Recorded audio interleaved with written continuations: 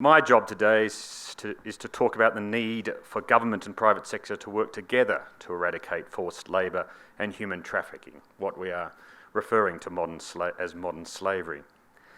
As we heard from Dr. Bayat, over 40 million people today, more than the population of Afghanistan, significantly more than the population of Australia, suffer the consequences of modern slavery and the transnational crime that allows it to continue. Addressing these highly complex transnational crimes have been increasingly recognised at regional and global levels, and the call for action is getting louder. For example, at the United Nations, we've seen the adoption of the Sustainable Development Goals in 2016. Target 8.7 specifically calls for action on human trafficking, modern slavery and forced labour, including the worst forms of child labour. Urgent action is needed from governments and businesses alike if we are to achieve these goals.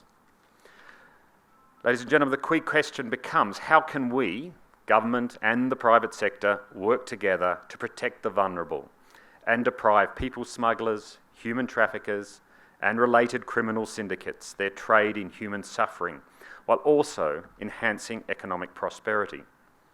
Today, I'll share with you stories about our efforts in the Asia-Pacific region that are bringing government and business together in new and innovative ways to work towards achieving this goal in a principled and pragmatic way. This is especially vital, as we heard from Dr. Bayat, in the Asia-Pacific region. It is estimated that some 30 million victims of modern slavery live in the region, 3/4 of the world's total.